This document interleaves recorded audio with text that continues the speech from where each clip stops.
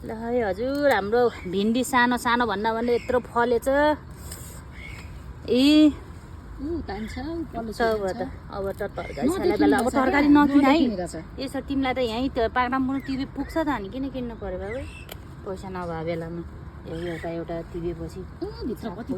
भित्र पनि छ त्यता भित्र पनि छ दिदी तरकारी बिहानै म यहाँ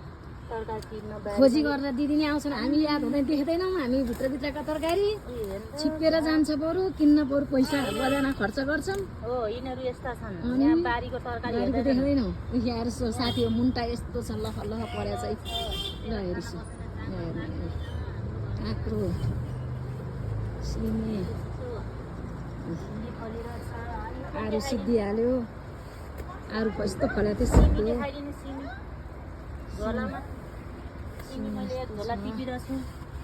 सिमी यस्तो छ है भिन्डी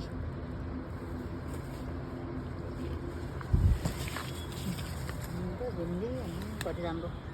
खाने बेला पो कस्तो राम्रो भयो नदेखेको भाइ भिन्डी त भिन्डी पनि छ भेन्डी पनि छ सिमीको झोलामा एक झोला छ अब सबैलाई बानी हो नि बान्ने हो अहिले अब म त बेच्न जान्छ है बरु कसैले खाँदैन के कसो होइन त अनि पैसा कमसेकम तिम्रो र मेरो बिउको पैसा त उठाउनु पर्यो के अरे मोलको पैसा उठाउनु पर्यो अनि तपाईँले यहीँ भाग्ला र बस्नु पर्ला जस्तो है अब खुर्सानी नि फल्छ अनि अरू सिद्धिहाल्यो नि अरू अब एउटा त छ त्यही त छ मैले उता बाँधेर राखेको छु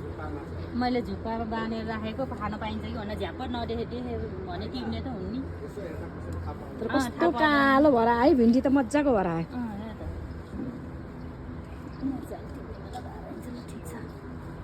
यस्तै गरी काँक्रो पनि फल्दै देखेँ त काँक्रो चाहिँ बेच्न जाने है यसपालि दिदी